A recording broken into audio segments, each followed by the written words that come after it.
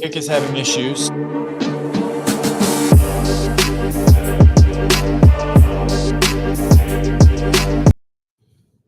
Hey, what's going on, everybody? And thanks for joining us again. We are live. Today's crazy. We have lost one of the greatest football players to ever touch the game. What a sad one for the heroes. O.J. Simpson takes some criticism, not just from Caitlyn Jenner, but across the board. That also being said, we've got some censorship in the UK, just stifling comedians once again. Keep them hot dogs out your tour posters. And finally, wrapping with Iran. Bad. But can't do the show without my good friend and kicking it off to my co-host, David Cunningham. Well, it is it's a beautiful day here in Cleveland. Yeah. I came in here, it's a bunch of sun, real shining. It's like 70 degrees. It's absolutely wonderful. What Midwestern doesn't talk about the weather right when they start something off here? But I think we got a good show here. The O.J. Simpson thing, wild. That came out of nowhere. Well, such a great football player. Yeah. Such a great guy. Yeah, but Brian, how are we doing today?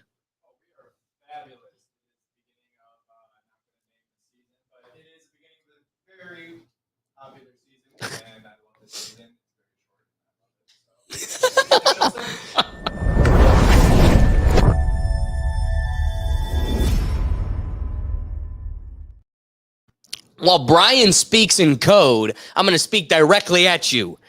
Here's what's going on with the Rethink Tank. Summer wear. Get excited. When it gets chilly late in the evening, don't miss out on your brand new Rethink Actions. This is the hottest drip. We got a Rethink Actions show that goes live every Sunday. Don't miss me and Brian. Last one, we were giving you all the crazy stories of people breaking into the outside limits of Disney. Can you believe it? There's always fun videos every Sunday, but don't miss that. We got our baseball tees, quarter sleeves. These are so fun. I wear it around the house. I wear it working in the yard. Not afraid to rethink because we're not afraid to have a fruitful, fair dialogue with people that are different than us. That being said, what's cool about today's episode is we've really got a diverse crew. This is going to bring aspects from across the board. We've got streamers like Silent Destroyer, and we're going to have our friend Tynus coming in as well from South Africa. And then, as always, bring them in now, our good friend from Just Another Day TV, Ricky. How we doing today, brother? Ricky. Bless up, bros. Bless up, bless up. Love it, love it. All right, so without further ado, we should just get right into it. I mean, let's talk about the juice, one of the greatest. O.J. Simpson was a class of 1985 Hall of Famer for National Football League. He has 5 All-Pro selections, combined net yards of 14,368, 4 rushing titles, 11,236 rushing yards. The man played 11 seasons, couldn't be taken down, and he might be a murderer. But that's its own thing. It's a whole thing, all in and of itself. But I just don't think he can escape it. Poor Juice is gone, and everybody's got something to say now. I think it's funny. Nobody really wanted to put their foot down and address, I don't know, justice when necessary. Did we lose the tweet? I think we. All right, go to downloads. We lost the tweet. It's going to be found under downloads. But to kick us off, we're talking about a tweet by Caitlyn Jenner.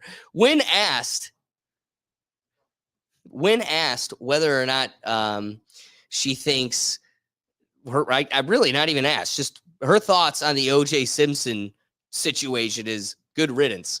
Now, prior to O.J.'s death, recently in an interview, she had some things to say directly, whether or not she thinks he done did it. I don't know, Brian, can you bring in the video? He did it, and he got away with it. And at one point, he even told Nicole, "I'll kill you and get away with it because I'm O.J. Simpson."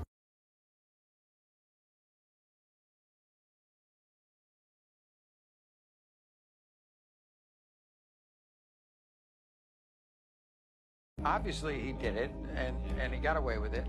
And at one point, he even told Nicole, "I'll kill you and get away with it because I'm O.J. Simpson."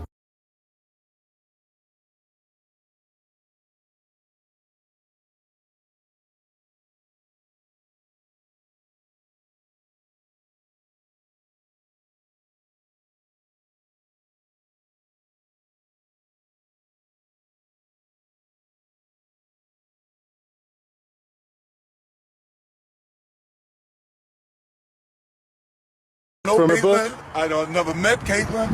As far as Bruce is concerned, I really didn't know him that well, but if you want to choose to live his life out as a old lady instead of an old man, hey, women live longer. He might be on to something.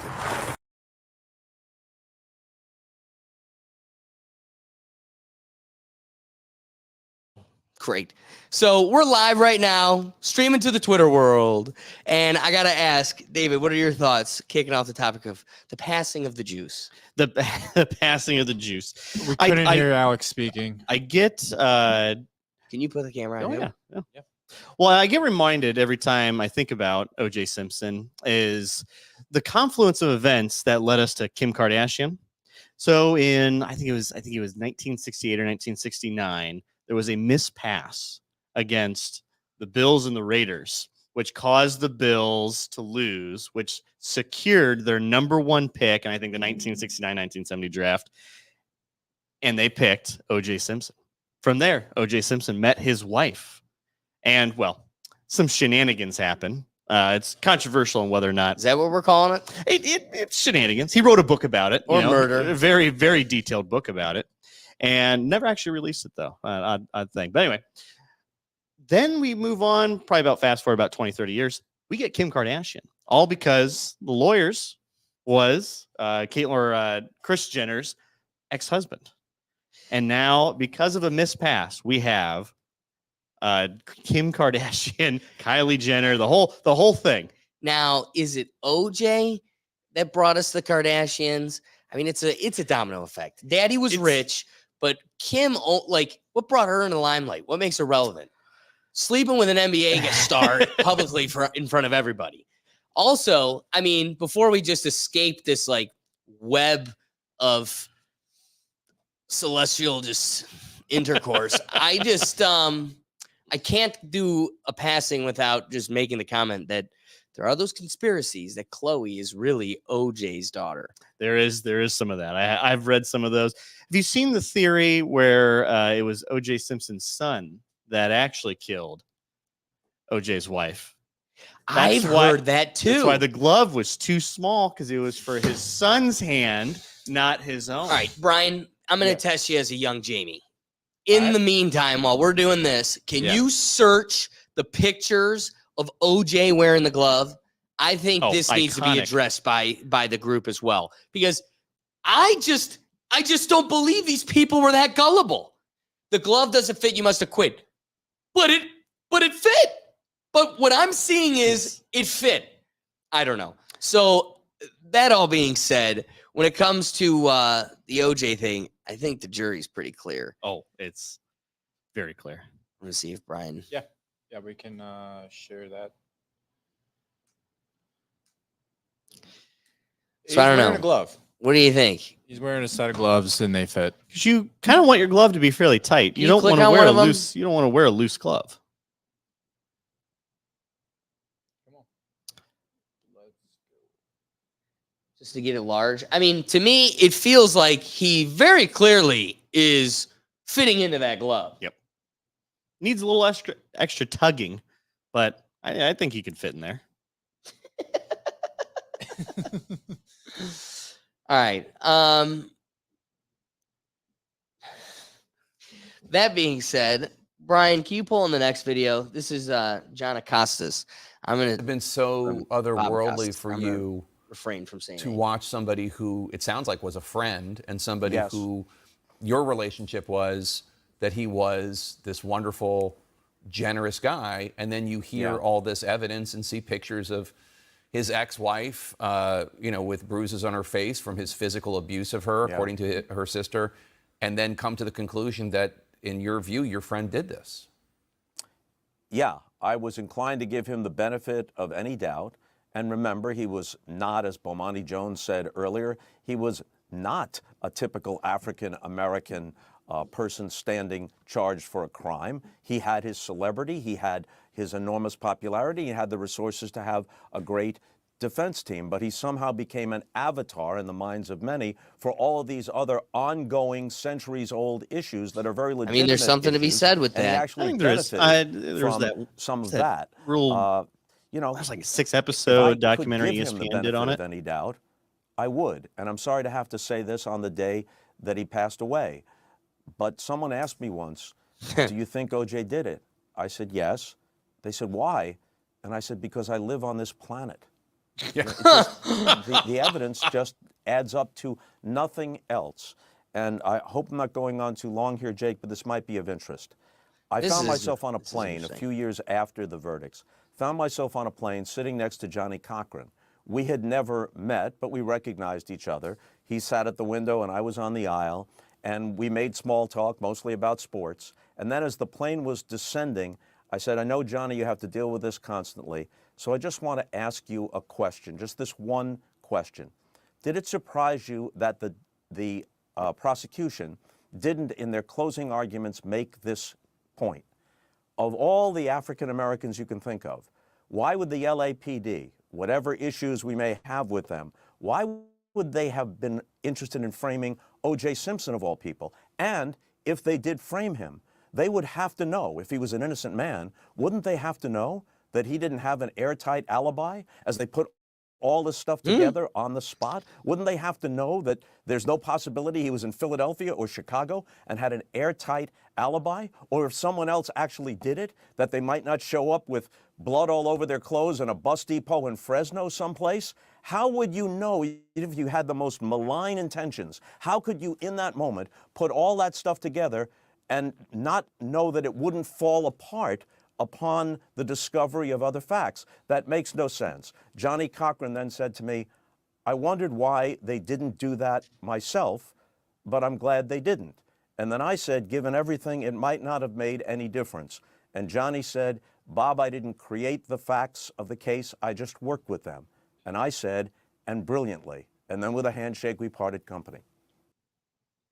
So again, there's something to be said about somebody like Baba Casas, who, I'm going to be real with you, had a front row seat to pretty much the entire 80s, 90s, and early 2000s, especially when it comes to sports, especially when it comes to cultural significance.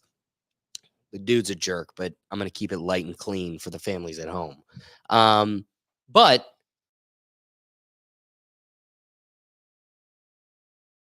to a different beat when he had to save face to the media types back in the day, it is interesting to see somebody so close to it and probably had the full scope to very vehemently come to such a conviction. Brian, one last one. It's actually not that one. It's going to be the one next to it because I should have deleted that one. If you could play this one, this is a turning point for me. This is circulating just now because of like the swirl of news. Somebody was interviewing a juror from the jury itself. Do you think that they're members of the jury that voted to acquit OJ because of Rodney King? Yes. You do? Yes. How many of you think felt that way? Oh, probably 90% of them. 90%? Did you feel that way? Yes. That was payback. Uh-huh. Payback. You think that's right?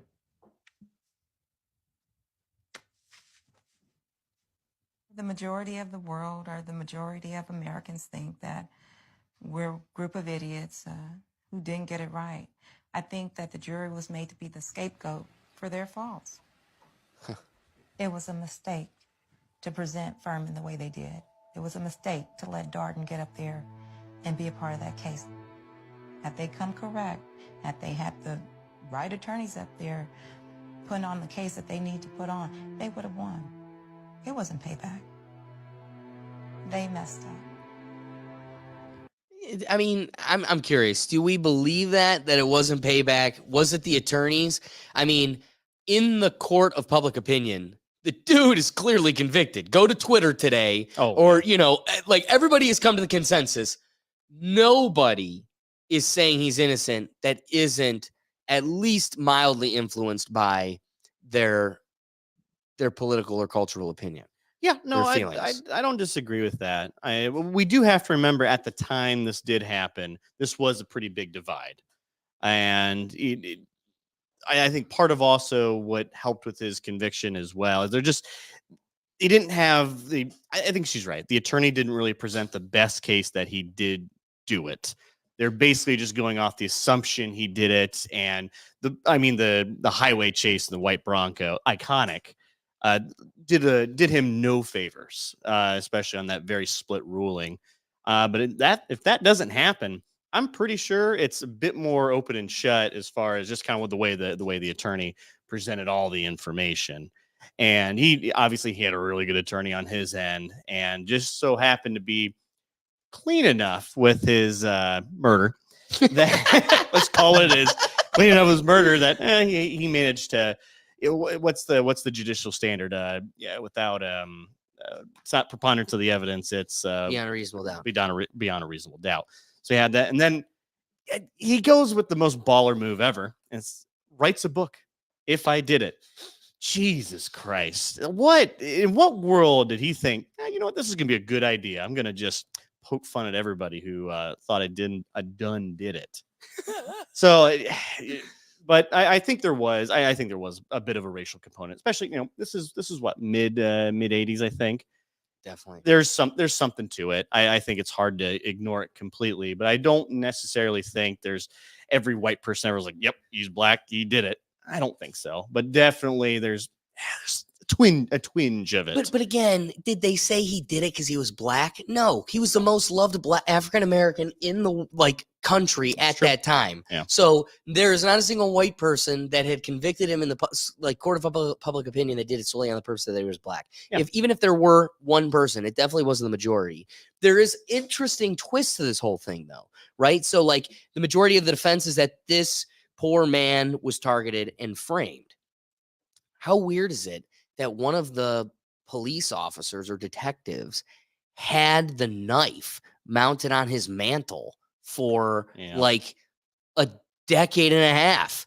And then somebody's like, wow, hey, wait, you can't just have not just evidence, but some of the most prominent, pivotal evidence in one of the biggest cases in American history. Yep. Just above your mantle. Yeah. As a conversation starter. You know where that was? A girl Nicole's neck. What? Plus, how gruesome is that? What an oddity to have on display. Would you want to have that on display? Go to the comments. Was that something you're going to be displaying over your mantle? To me, that's just too much.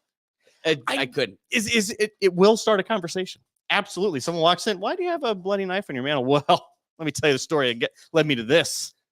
You know a man named O.J. Simpson. Well, there's something very interesting to be said here. I guess to bring it to my wrapping thought, you've got a gentleman that, I don't know, had such an impact in this sphere of sports. I would just close that. Yeah. I don't. Yep. So you got a gentleman that is so prominent. He is in the Hall of Fame. Yeah. On Easter, I went to the Hall of Fame with my dad, and because that's what he wanted. And it was really his Christmas present, but we didn't get to go until Easter. That's when we had free time. And that's when he wanted to go. So we spend the day looking at these idols. And what does God tell us? Don't have these false idols. Don't praise these false idols. And you go to a place on Easter, mind you. And my dad starts off with you see this guy, he was drunk practically on every play. I mean, he was the toughest dude out there. He was badass, blah, blah, blah, blah. But he was drunk on every play. And, we're driving out of there. And I looked at my dad. And I was like, not only did you start with that, if there's something to be said, we're on Easter. Don't praise false idols. First guy is drunk every play. And throughout the whole place, it's this guy's, Ray Lewis. He's a god. Covered a white jacket in blood. Here's O.J. Simpson. Killed his wife. Here's another dude. Beat his wife. All of these people aren't good. And if you were to highlight the most moral, the most prominent figures in that Hall of Fame, every single one of them's got a pass. And it's there's something to be said about growing up, I would say in like grade school, if all of the gravity stopped working for the Kanyes and the LeBrons and all of these celebrities and athletes that add nothing to celebrity or society besides distraction and entertainment, if gravity stopped working for all of them, society just goes on tomorrow. But if gravity stopped working tomorrow for all the doctors, the nurses, the engineers, the lawyers, there is no society. So the people that polarize the most wealth and have like the most influence in our society are the people that are the most useless and like least fruiting bodies of our society. So I don't know. That's my wrapping thought. What do you think? Well, I can go back to the he did ultimately was he wasn't guilty in the criminal trial, but the civil trial, I think he lost several of those. So there was, I think, and to anyone today who's saying he didn't do it, you're lying to yourself. Again, I think it's politically, racially, culturally just biased. You're all blinded by it, essentially. He was a prolific football player, also prolific broadcaster. Really did a lot to bring the NFL back to to what we knew today. And I think his legacy will always be that case, and I think rightfully so. See, he did murder. He did just a little murder, and almost got caught, but ultimately did not get away with it. They did put him in jail for what? It was, I don't know, something like robbery or something. Like he had like a ridiculous 20-year sentence for robbery or something. So I think he did end up spending his time. If it wasn't necessarily on that case, he spent his time. And just kind of moseying around ever since. But you know what? This came unexpected. Young. Wasn't even like he's like sick. He didn't look back. Even in that. Well, cancer is sick. It is sick. Just not. It's not in the cool way. So yeah, he's a legend for a couple different reasons. Brian, what do you think? I mean, I personally haven't read his books, but if you look up OJ as an author, I think the title speaks for itself. I don't really need to go too deep into what I think. Because he told us what he thinks. Yeah, he already said it in quote, if I did it, I want to tell you if I did it. And then there's a couple other renditions of if I did it, and the synopsis that I've heard is always he pretty much puts himself in the shoes of the person that was there killing the person. So I'll leave that to the jury. Well, Ricky. He just walked away. All right. Let's get going on to the next one. No joke. All right. UK comedian told to remove Hotdog from Subway poster over junk food ban. So it'd be too complicated to get it going up on here. But there is a poster of a gentleman who is dabbing his face where ketchup and mustard is coming down the front of his shirt. And there is a plate sitting in front of him of a half-eaten hot dog. But he had to switch it out with a pickle, because there is a new ban in the UK against any advertisements on television or broadcast, which is weird because like this is kind of a gray area. This isn't either of those. But now I guess it's intruding into all advertisements. But the tour is called Hot Diggity Dog, and they have banned the promotion of junk food. Hot dog being designated as junk food. Is it really called Hot Diggity Dog? That's the tour. I didn't know that, and I just came up with that on my own. Like, oh, really? The title, the banner. Oh, well, wow. That's what it is. Well, the comedy tour's name Dog. is Hot Diggity Dog. So Hot Diggity Dog. I like it. But here's what's funny: who, one, gets to designate junk food or not? Two, this is where the lawyers come in, baby. You're telling me you have a ban on the promotion and sale of junk food, but this is junk food being used as a prop or decor in the sale of a comedy tour.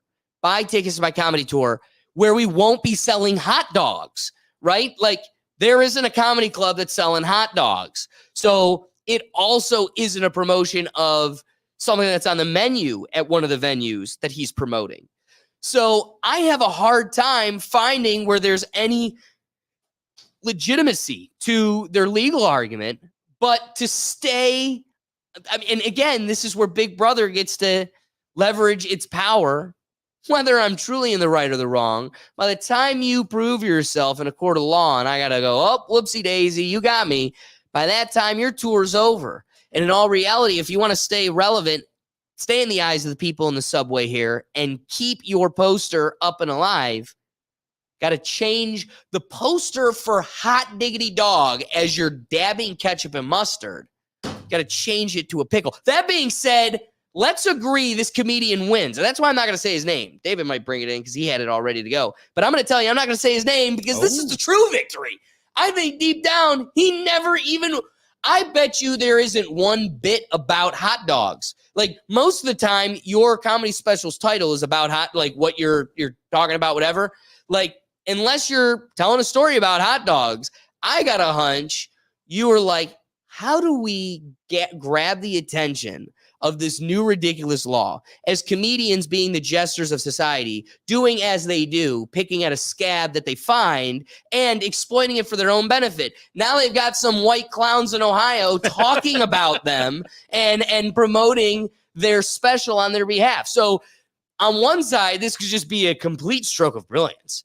And on the other side, I can't help but be alarmed by the big brother power that the UK is flexing here. I don't know. What are your thoughts, David? So this law that the United Kingdom has enacted on its own platform for, so like kind of the way some of this works. So the tunnels, because this is where this poster was mostly filtered through, was like the subway tunnels in London, and the UK has its own state ownership or like country ownership of that. And that's where you're not allowed to have not just advertisements of junk food, just no junk food in general. But if you walk or, ride the train along that same path, you'll see many ads for McDonald's, alcohol, tobacco, and gambling of all things, which is somewhat ironic because the last name of this person is Gamble, but he did a lot of gambling with this particular ad strategy. Turned out well for him. But to just show the difference in, like, just they're not consistent with the rules. So I can put the Golden Arches, I can put McDonald's, I can put an arrow that says, hey, go here, because McDonald's is right down the road. Yeah. On the same platform in which a guy who is, again, not selling anything with hot dog, not selling food, is just in relation to the tour name, can't have that. But let me tell you one thing. Well, let's go one step deeper, because you are allowed to have food on here. But in order to have an ad with food on it, you have to submit the food to the ad agency. And it has to meet criteria of nutritional value. So guess what qualifies for McDonald's? What? The snack wrap. A hot dog. So are they bringing the snack wrap app just so they can have it in well, England? It's definitely, you can walk into London today. I've seen the photos and look at a picture of snack wrap on a McDonald's. How funny would it be if they're like, yeah, we're still not bringing it back, but this is the ad. This is what we're doing. Come to McDonald's where we don't have snack wraps, but we got things. It might give you colon cancer. Yeah, but we got things. I don't know. That's a great point. I love where your head's at. So you're telling me an arrow pointing towards the junk food around the corner can be a loophole, but a guy selling a comedy tour is an infraction. And again, this comes back to like the added marketing, because now it's even funnier that you're dabbing ketchup and mustard behind a pickle. I don't know. In the wings here in the green room, we also got our good friend Silent Destroyer. Let's bring him in. Silent Destroyer, you got any thoughts on this? Hey, can you guys hear me? Yeah, how's it going, my friend? Loud and clear. How's everybody? I'm doing great. How are you guys? Good. Yeah. We're glad we were able to get you going. Yeah, thank you guys so much for having me. I really appreciate it. I'm enjoying this discussion so far. It's kind of ridiculous how the government can just ban people and just start to like nitpick and choose whatever like they want to be allowed and whatever they don't want to be allowed just based off of a law that's like very obscurely written, you know? So it's fascinating to me, especially since like in the US specifically, like comedy is, some would argue, like the last like bedrock of free speech and freedom of expression anywhere, you know, because that's probably the only place on earth that you can go and just almost say anything that you want, and most people would either just laugh at you or heckle you and boo you off the stage, you know? And comedy clubs are like one of the last places on earth that you're actually kind of like allowed to do that, you know? Oh yeah. No, I think that's an even better point.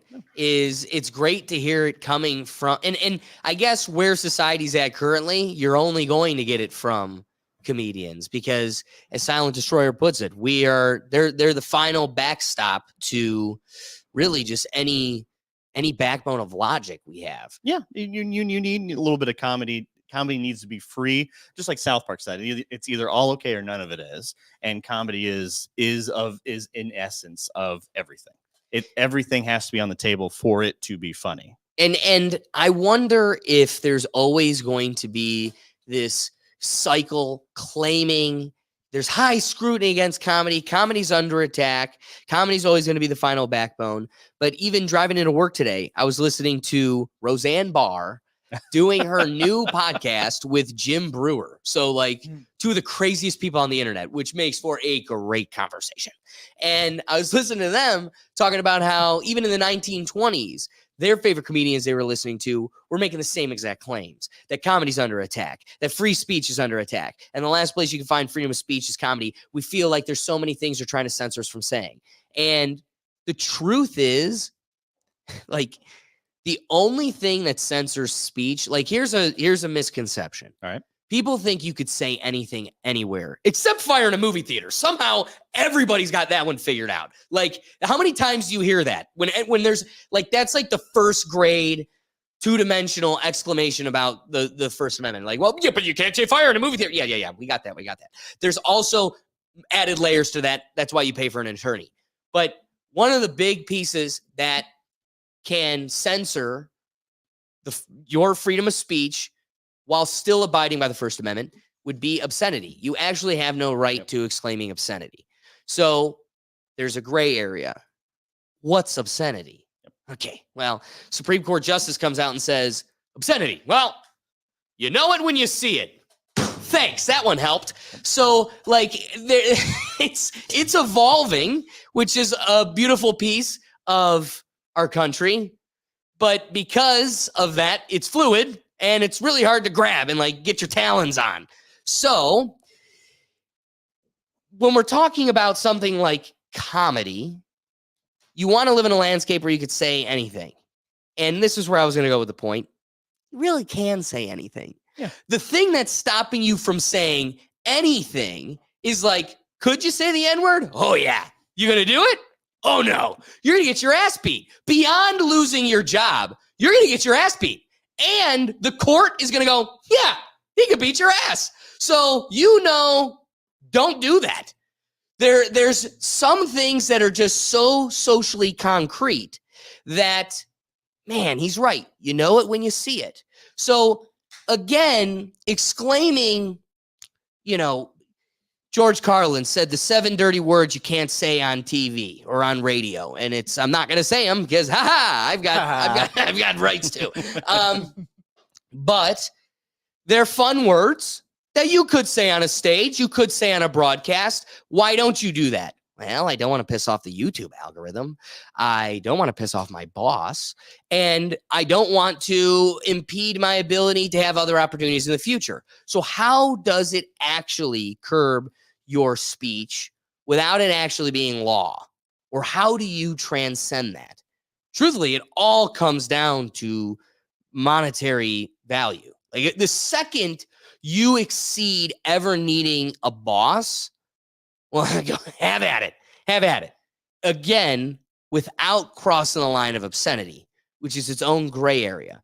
You could say bad words, but you can't say something so obscene that it would, call upon violence or strike the hearts of the public.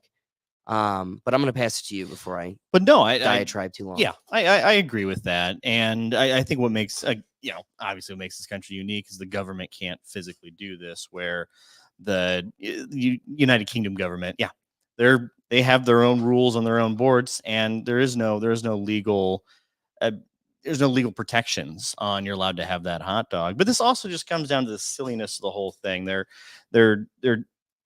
getting rid of fast food on advertisements because children see fast food on advertisements and want it, and then they get fat. So they're curbing that. Are they causing more of an issue? Hold on. I love that point. You triggered another great light bulb. All right. Is it the picture of the hot dog that's making you fat? There's no possible way you were going to do it anyway. Because here's the deal. As a fat kid at heart, here's the thing. Here's a fact. It's going to hurt your feelings. Swallow the pill.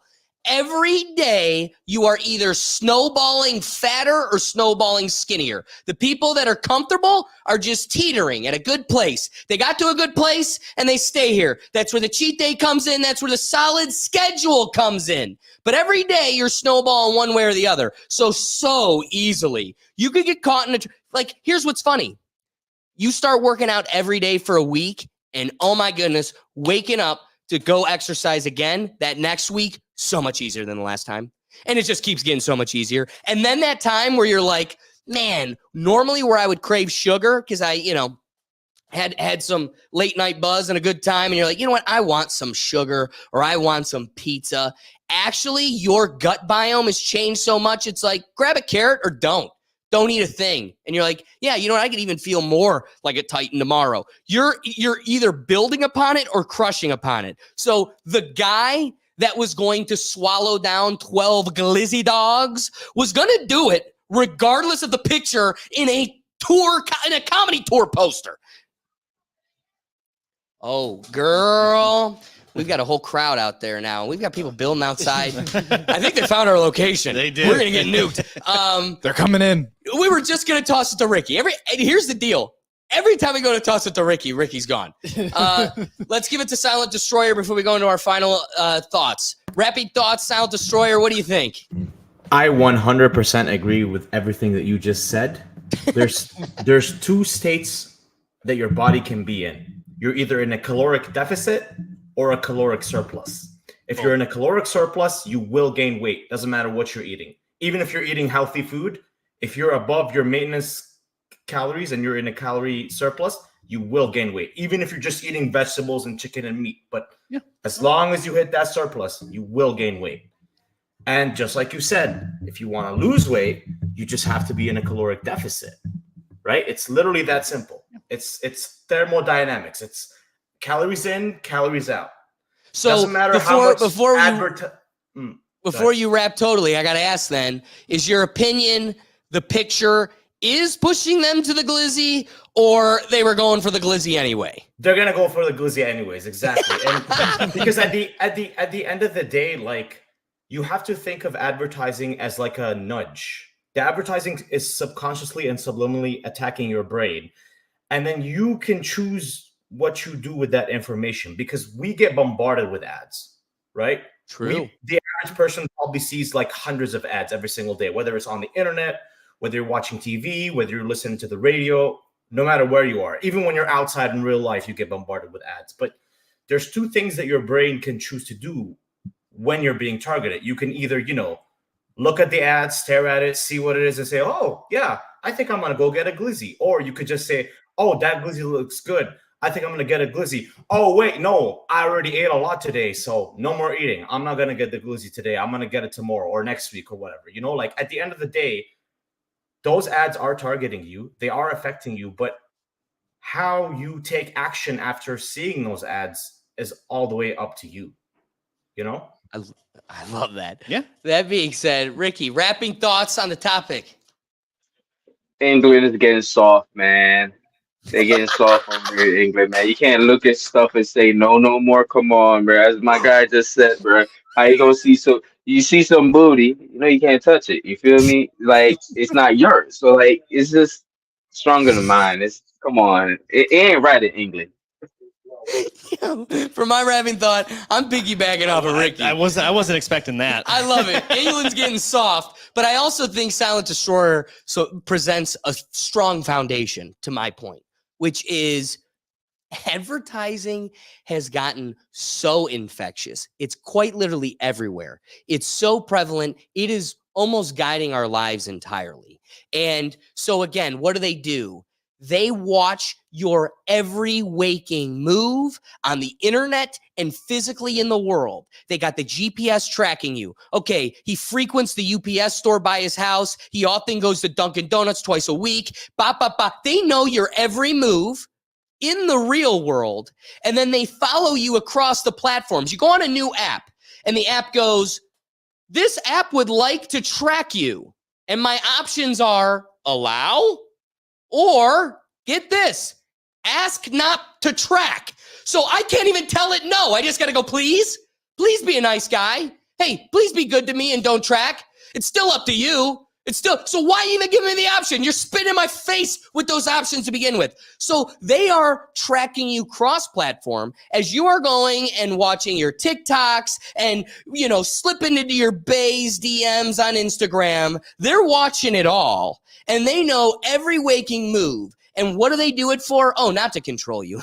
No. Just to sell you some things. I just wanted to get you some new sunglasses. I think you need some new shoes. You look like a hiker. Do you want this new hiking bag? So they use marketing as the guise. It's the Trojan horse for control. So they're sitting here selling you on the don't mind all of our tracking and manipulation. It's to sell you things.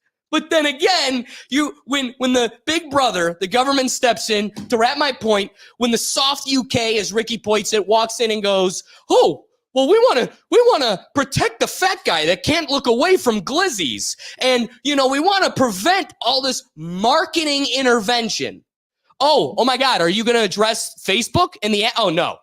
No. Oh, cool. Are you going to talk to Google? No. Are you going to track the GPS on my phone and get them to stop? No, none of that. What we're going to do is we're going to take the hot dog. We're going to take the hot dog off the poster. I am looking out for your well-being. And those are the people you pay your taxes to. That's my wrapping thought. Oh, geez, you took a lot of my thoughts here, but because it just shows the inconsistency in the whole thing. That's what really irritates me. How about we just have no advertisements? If you're worried about influencing children to do bad things, just have nothing. Just stare at a blank wall. Whatever, I don't care. But instead, they just do this convoluted way, and everyone seems to find a way around it. Whether it's a comedian trying to get extra bonus points from some idiots in Ohio, or McDonald's, the people that's really trying to target, just putting the golden arches and going, hey, go around the corner if you want a hamburger. Right. And not show the pictures. Like, we're not doing anything. We're spinning our wheels in a circle here. And truthfully, who do you want to police? You want to police the independent comedian and flex your muscles. But are you ever going to step on the toes of big conglomerate McDonald's? No, they got too much money in our city. Do you know how much money we get from taxes from their real estate? And it's just like, so they'll happily look the other way. Exactly. So a lot of our points end up being like, God damn, what's with all these corporate conglomerates causing the issues around here? Because they're the problems. It's the preservatives and everything they put in. Even, I willingly eat it. And still, damn, it's so damn good sometimes. But they're the ones really causing all the issues. I love that point. Brian, wrapping thoughts. Yeah. Make sure to eat I don't know where glizzies fit. I'm probably on the protein side. So make sure to get your vegetables, your fruits, your fats, and your proteins, but mostly your fruits and veggies. If you can, the least processed is probably your best bet. And don't follow all the influencers that pop up on your feed like Dave Osprey. He's a fraud and a liar. I'm going to call him out. You are a liar. So don't. Brian doesn't call people out much. I mean, damn, shots fired. I despise this man, and he is someone that keeps popping up on my feed, popping up on my friend's feed, and they're like, "Oh, you see this great new scientist? He's not a scientist. He doesn't know he's a dog. He's no, don't follow. Fired up him. on this He's one. probably got like Get an away. anti-mushroom Run. study, and here it is. Yeah, now the vendetta is out. No, he's anti oatmeal. That's Oh wow. I'm an Now that's oatmeal personal. fan. He's- Yeah. That's personal. He attacked Coming my for big oatmeal. breakfast. He's coming for big oatmeal. All right. I just want to say it is in the pyramid of good things to eat. Glizzies, it's just the way you package it. They're beautiful, delicate, decadent tube steaks. Tube steaks. Yummy. You put it like that, it should be a part of everybody's meal. I also want to, the last thing that you said that triggered me. Yeah, I think corporations should be allowed to advertise all of their food. Like, do you want a chocolate dipped marshmallow deep fried in like Doritos? You can advertise that insofar as you pay into Gonna write that one down. Every person gets an Anytime Fitness subscription fund. So I'm cool. Advertise anything that gives us all man boobs insofar as you pay into everybody gets an Anytime Fitness subscription on your dime. And I'm cool with it. I think that should be the government's demand. But again, they like fair you play. fat and lazy and manipulable because it makes it easy. Did we get Ricky? Does Ricky have a rapping thought? Are we going to bring this guy in ever? When does discipline come back into this, yo? Come on. You can see as much shit in front of you and everything. It doesn't mean that is the cause of it. Like, I'll shoot guns all the freaking time on COD, but that doesn't mean I want in real life to go do it. It's advertised in front of me. I see an awesome movie. They drive off a bridge. That doesn't mean I'm going to go drive off a bridge too. They should stop putting those out on trailers. Like, not all correlation, like because it's correlated, mean it's the cause of it. People are just lack of discipline nowadays and lack aware of their body and lack to learn what to do. You know, you can have good stuff once a week, but not every day of life, bro. It's not the advertising. People try to make money. People just need to suck it up, buttercup, and learn how to be disciplined. Man, that's the perfect way to wrap this. Words to live by. So before we get into the next topic, the thing that I got for you is the purpose of the live show is to keep you involved. We need you to go into the comments because we want to add a whole nother dynamic to the show, and that's your perspective. So don't hold back and make sure that you're hopping in the comments so we can get your opinion on the matter. Before I transition to our last topic, though, I want to share something that's crushing my heart right now so you guys can feel it with me. I have this soundboard, and it's tough to intertwine into the show because we don't have headphones. Yeah. And so I learned with like co-host guests, they'll talk over the end of it, and it just totally ruins even having it in there. So I got to find those perfect times to insert them. The ones I do all the time. Come on, man. Joe Biden, because that's easy, quick, come on. Or Trump saying China. China. And I could just, boom, those two ready there to go. I have, you know, like fun little sounds. I never use the bottom half, which is the voice from Halo, you know, like double kill. Yeah. That guy did a series of voices, like just taglines for soundboards like this. And I never use this one button. And this would have been the day to use this button. And I'm going to hit it here now. Overkill. It really crushes me that I couldn't play it or think of it literally the last segment. O.J. Simpson. And it's just like, that would have been so perfect. It would have been so perfect.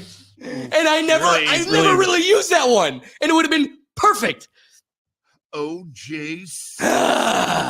You win some, you lose more. That's a life motto, but you just keep marching on. Maybe you can like cut it back into the edit. On the clip channel, Yeah. you'll just see randomly just me like poof, just randomly inserted. O.J. Simpson. No bearing on the conversation. But speaking of, what'd you say? Double kill? I can't remember what you said. I said Right? overkill. Yeah. Overkill. Speaking of overkill. Yikes. Transitioning into our final topic, World War III. World War III. It couldn't have come up on us quicker. And we think we're talking about it every time, but this one's gotta be it. Iran upends decades of shadow warfare in a direct attack on Israel as tensions mount at home. And again, we've exhausted plenty of conversations here on the Rethink Take as of recent, talking about Israel, Palestine, and all those other crazinesses. But what's to be said about this? Wherever you're at on the Israel-Palestine thing, you need to understand that Iran is our enemy. That's a fact. They've made that clear. And we're kind of assholes too. And we've kind of made that clear too. But Israel is an ally. So wherever you fall on this issue of Israel-Palestine, listen, we can definitely have conversations for days till we're blue in the face about the sins of our government, other governments. It is what it is. But they are an ally. Therefore, if somebody like Japan were to shoot at us again, Israel is unfortunately being dragged into it with us. They got to go, oh, shucks, our jerk friends getting pulled into it. Like the example I've used in the past. If it's us at a bar and you're my best friend and I keep running my mouth saying some dumb shit and somebody knocks me, unfortunately, homie, you're in this dog now too. Yeah. And that's called being friends and having friends. So our enemy that has been doing, as it said, shadow warfare for decades now with us. This is a direct attack, and I don't see it resulting in anything but significant hypertensions. Yeah, so let's wind back the clocks a little bit. What got us to this point here? Please. So Israel decided they do a little sneaky sneak. And they killed the Iran consulate over in Syria. So they bombed the embassy over in Syria. So I think we actually talked about this in like several episodes ago, and it was pretty much a bunch of just like, ooh, are we going to retaliate or will they, won't they? And what they did is they shot just like a bunch of rockets so they knocked down like 90% of it with the Iron Dome defense system. But they're able to sneak a few through. And I think they found a little loophole in their Iron Dome defense system, was able to get some. So this is basically, so they attacked, I think it was like some airways, like nothing with civilians, but it was basically Iran saying, hey, try me. Come on, try me. And also, let's be honest here, Israel's been looking to do some war with Iran for a little bit of time here too. And also the United States is just super happy. Someone in the military industrial complex over in Virginia woke up after they heard about Iran, went, oh my God, I'm going to buy another beach house. I'm going to get another vacation with my daughter. She's going to school. She's getting a convertible. Because there is money to be made here. And are we on the brink of World War III? I don't think so. Because I don't think anyone's. Why? There's appetite for like proxy wars. There's not an appetite for military on military, like nuclear power versus nuclear power works. If you notice, everyone who's been fighting and doing some wars. Yeah, even like with Ukraine. Yep. Ukraine gave up their nuclear weapons. Probably didn't help them in this case. They've probably been a little bit better off. They had a few nukes. Hold up, time out. We got to say it, Brian. Uh-oh. All right, so that's how we met Silent Destroyer. We're developing a new show in the background here that we're going to have coming out weekly. And so we needed to learn, one, a new platform that replaced Omegle, and two, how to record it adequately to take advantage of the equipment we have. I didn't realize that all through the pandemic, I was meeting new friends, doing a great job, promoting the show and everything through Omegle. Come to find out, when we want to utilize this for the new show, it was made illegal last year, like over a year ago. And so we needed to find a replacement. Ironically, after searching all night with nothing but failures, you just go to TikTok and type new Omegle, with TikTok being the one that has all the answers always, gives it to you immediately. And, we find the new app, we go to this new place, we met a whole bunch of great people. But as Brian and I were spending a late night trying all the other failed platforms, there was one conversation we got linked into that was a gentleman from Ukraine with his girlfriend. And we started having a conversation, and clearly us cowboys are from America. You can just tell by talking to us where we're from. What was that? America. Social credit. But anyway, his perspective was incredibly intriguing. Yep. Because he had more of an allegiance to Russia than America. And it's so funny you presented the Ukraine position like that, because having spoken to a gentleman sitting in a war-torn country currently through the internet, looking at you saying, yeah, America's the root of our problem. They made us give up our nukes. And then when it comes time for us needing to defend ourselves, not only do they not use nukes, but they leave us out here to be taken over and squirm. And so he had more of he goes, I actually have more hatred for America than Russia, and I have more of an affection for them, especially in the light of all of that is occurring. And then he left us because he hates Americans. And you're just like, well, jolly gee wilkers. I mean, here we are. I mean, and that's my dollars. And I had no control over how it was spent or where it was going. That was his 13th reason. Yeah. Yeah. Seriously. I don't know. Is anybody in the wing looking to pop in here? Yeah. Let's see. You want to talk about war with us? For us? Yep. It's really, really interesting to listen to other perspectives. That's why I always encourage people, like, if you don't know how to credit card hack and points churn and credit card churn, like, you need to learn that. It's a very valuable skill to learn. And once you learn how to do that, you'll be able to travel almost anywhere in the world, at least once a year for free, using $0 just by using travel credit card points. And I always encourage people to get their passports, get their travel credit cards, make sure you set all that up. Are you streaming into us from Iran? Listen, you would be. All I know is we're talking about a nuclear war, and you're like, listen, you want to know how to steal good money and travel for free for a year? I'm tying it. I'm tying it. Well, I'm gonna let you go. We'll back to it. Let me finish it. The reason I'm saying that is because you were just talking about the perspective of listening to someone from Ukraine, right? Like during a war, and I always wondered, like, what do people in Iran like think about America, or what do people over there think? And if you talk to most like people from there, I don't know if you guys have, but I have previously, and a lot of them understand that, like, we're all cool fucking people. We really are. Yeah, sorry, sorry, I didn't mean to cuss my bad. No, swear it's true.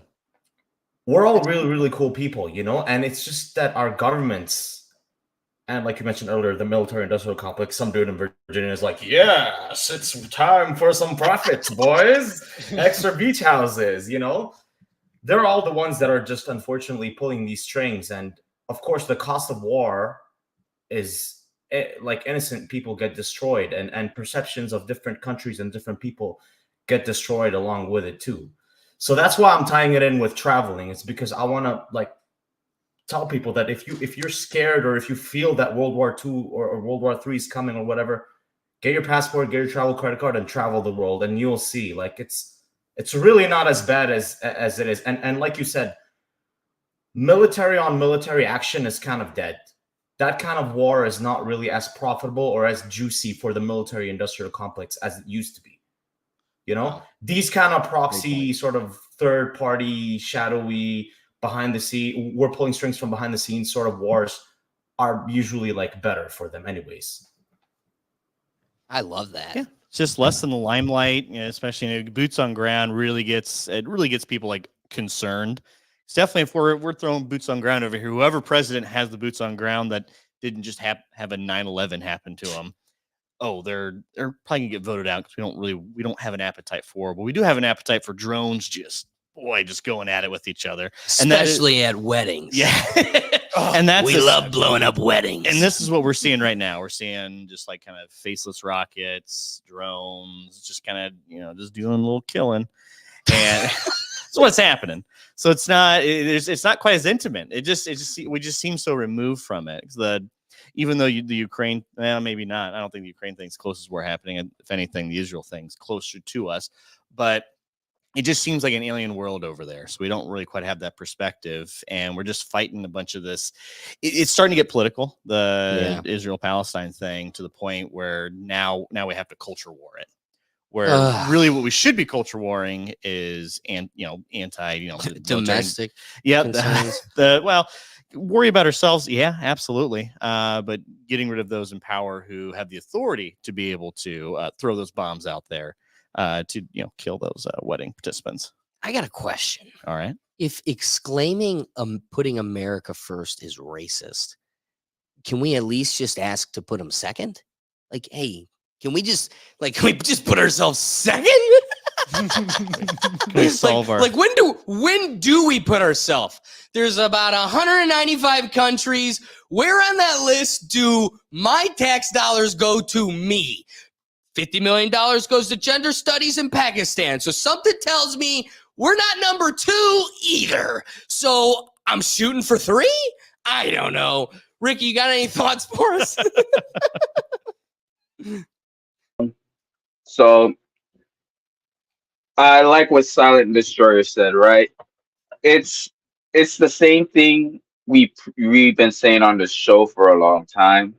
It's not us. We're just trying to get it out there and give from our point of view of just regular folks doing just working every day, but we don't know what's going on behind the scenes. So no matter how much we preach or try to portray like, yo, da da da da, it's all good. We don't want this. No matter how much you travel to whatever country, meet the locals, because that's what I love doing. Meet the locals, meet the people.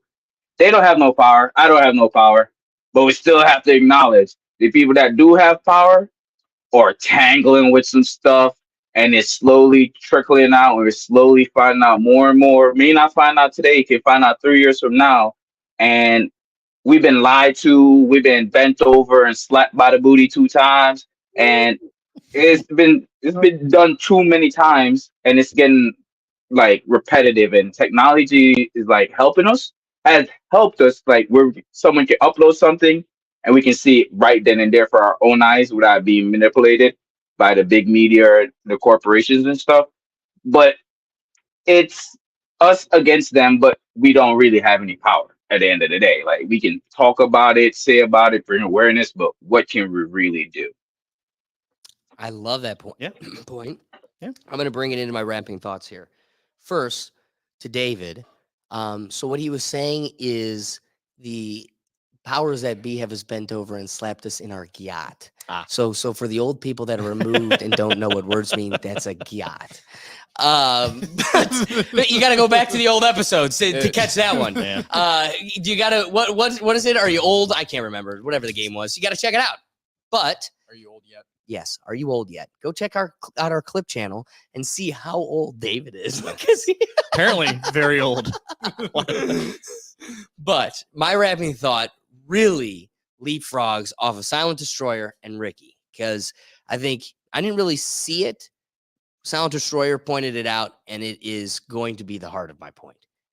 And Ricky did a great job of flushing it all the way. This all comes down to getting out and experiencing the world. So I've lived, admittedly, a very fortunate life. So having gone to the Middle East, going to Europe so many times, going to the Caribbean so many times, having both gone to the countries above us and below us. When you see the world, you see that we're just all people. And the common denominator is all the things that separate us are manufactured by entities that are also all on the same side. There's less of them, though, because that's how they can polarize all the wealth, value, and power. But as long as they can keep it polarized amongst themselves and no newcomers can break into their club, they can control us entirely. But how can they do that? They have to keep us focused on each other, because the second we realize that we all, no matter that guy zooming from us from Ukraine or anybody else that comes to join us on this show, you have plenty of people that all come from different walks of life, different perspectives. And the thing that ties us all together is we share one common enemy. And that's why they need to focus, keep us hyper focus on every little thing that divides us. But whether it's the organs between our legs, whether it's the melanin in our skin, whether it's your background, whether it's what you like to do in your bedroom when nobody's looking, even that's become something that's got us burning bridges and attacking each other for. That's the goal. if I got you fighting over what a woman is, you're never going to start talking about how the tax bracket's bending you both, or where we're spending our money in the military industrial complex or any of these entities. We don't even get to that point because half the group is pissed about the answer of what a woman is. How dare you say it's anything other than a female? And then the other half is afraid of the question. They're like, we can't even address it with them. So a solve to this, again, is realizing that, we're all at different evolutionary stages. Like, you go to Europe and it really is a window in time. Like, they're just stuck in time. They've got a lot of modern things. Do they have an iPhone? Yes. But man, look at some of the infrastructure of their villages. And you're just like, oh my God, you are in yesterday land. Yeah. But then there's tribes. There's people on this same rock that are, hunting with sticks and living in teepees. And that is like the height of their sophistication. And yet we're all the same, all on the same rock in the same boat. But then there's this hyper fixation on getting us divided. It's something that's highlighted in Saving Private Ryan. It's something you see in military movies all the time. And it's within the military experience where when you find two soldiers at an intimate moment where they don't have their weapons and they just look at each other in the eyes and are like, you're just me with a different face, or a different complexion. And I have no beef with you. I mean, that you hear soldiers talk about that all the time. Like, I have no beef with this guy. It's just the people pulling my strings want to fight the people pulling your strings. And here we find ourselves. So then we don't end up, I don't know. So wrapping my thought, there is severe value in traveling, and there is even more hyper focus in guising and hiding the fact that the people have the power. And the combating of that truth is dividing the people. So both Ricky and Silent Destroyer in their points emphasize that this all gets fixated on once we all come together and realize we have the power when we all come together in numbers and in a whole. And that's why, that needs to be our end goal. Yeah. On the World War III topics, we saw the memes, we saw all the tweets. So we're on the verge of World War III. I don't think so. I still think two countries have yet to fight that both have access and the ability to use nuclear weapons, and I don't think that's going to change anytime soon. The unfortunate part I think we see with Israel as well is they will just forever be a target. They will forever just be attacked, and they will forever just be the boogeyman within that region, regardless of whatever they do. Israel does not do anything to help that image. They're very much an aggressor in a lot of these instances. So they're not 100% a good guy, but definitely. Well, how many times we discussed this? Like, these people they want this part of the land, and they will refuse to do anything other. Their end goal is, well, I want the death of everyone here. Yes. Because I want control of this land. So as long as that is going to be the prevailing mindset amongst at least the governments in that area, and I think it's also let's not gloss over the propaganda that is causing some of the support within the ground floor level of these countries. We're always going to kind of be in this cycle until. Plus, when are these groups going to recognize that land that they're fighting over is soon going to be owned by McDonald's anyway? Well, see, that's the real thing. I think that McDonald's could have the opportunity to do something very funny, and is control all of the Middle East. Imagine how big of a McDonald's you can put right in Jerusalem. Al Qaeda, big old golden arches.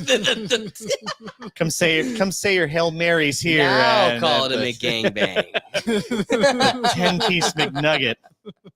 But I think we're not going to be in World War III. We're not going to throw some nukes out of here. But definitely, Israel's probably might be fighting a two-front war here very quickly. Do you think? But do you think we're going to? They got to do it with some assistance. They're not on their own. They're an ally. I think and we're assisting them, but there's still just isn't the appetite for boots on the ground. We're not back in 2001 where there was legitimate. Hey, you better support our troops. We all remember those flags. We remember all the posters out there. Support your troops. We're not getting that anymore. If anything, well, if we remember, some Rethink Tank lore a couple episodes ago, the TikTok's getting kind of getting curb stomped because they're showing the realities of war, and it's really ugly. She ain't pretty out there. Yeah. And the more the regular folks see that, the less likely I don't really want to support any war, no matter who attacks. Unless they attack me directly, I want to stay out of it. Yeah. So I think we're starting to we have a small grassroots campaign of national or like a isolationist policy. I could get behind that perspective. Yeah. Totally. That being said, wrapping thoughts, Silent Destroyer, what do you think? Yeah, adding to what you guys were saying about, like, at the end of the day, that's why I was like saying about the whole get your passports, get your credit cards, so you could travel and see the world and see that like we're all just like one, we're all the same, we're all just humans trying to live like the best life and the best versions of ourselves and just be the best that we can and protect and provide for our loved ones and for ourselves and for our families, and that's just like the common theme. The more you travel, the more you see that, and the more like you realize that we're all just really very, very similar to each other, no matter what part of the world you're in. He's so right. Ricky, wrapping thoughts? What do you think? I'll just be repeating what y'all said, man. Y'all the hammers, man. Just knocking the nail on the carpet, man. We did have a real no diddy. Brian, rapid thoughts. Yes. I have two questions. I originally wanted to be the one question, but it will be taken as please. two. No. Yeah. Say it out loud. What is an alien and what is an extraterrestrial? Because I'm feeding off of your what is a woman? And I think this might be ignorant. I like to travel in the United States because I think every state is like its own country. And I think there's so much to see in this beautiful country, with the mountains and the beaches and the nothing farms. The diversity of people. And, get on a train and avoid a spillage. Brian, I really don't appreciate you picking at Mexicans like that with that aliens extraterrestrial question. Hey, I prefaced it with I wanted it to be the same question, but it won't be taken it that way. I don't know, man. But that being said, let's let first bring in Silent Destroyer. I appreciate you joining us today, brother. Where can they find you? Yo, thank you guys so much for having me. I appreciate you. I'm live every single day on kick.com/Silent Destroyer. kick.com/Silent Destroyer. Love it. And Ricky, where can they find you, brother? New video drop tomorrow, man. Quick 5-minute interview. Just Another Day TV, all platforms. Check us out. No Diddy over there. You feel me? No Diddy, baby. All right. I appreciate everybody joining us live. We go live every Tuesday at 7 p.m. So be sure to join us across the platforms. Brian and I also go live with Rethink Actions as our Sunday show. Have a cup of coffee with us and have some laughs where we just react to all the craziness on the internet. We've got videos from, car videos and fishing videos to, last week was breaking into Disney. But also last time promoting the Rethink Tank gear that's just dropping this summer. We got our 3/4 sleeves, the baseball sleeves. These are super comfy. Not afraid to rethink. Don't miss out on the Rethink Actions drip. This is super soft and comfy. It's Hanes 50/50. So comfortable. Oh, so again, come to me on Instagram. We'll get you some of the stuff. But also, you got to swindle your buddies with a brand new pack of the Rethink Tank deck of cards. Poker night just ain't the same while you're watching UFC with the boys. We ain't swindling them with a Not Afraid to Rethink deck.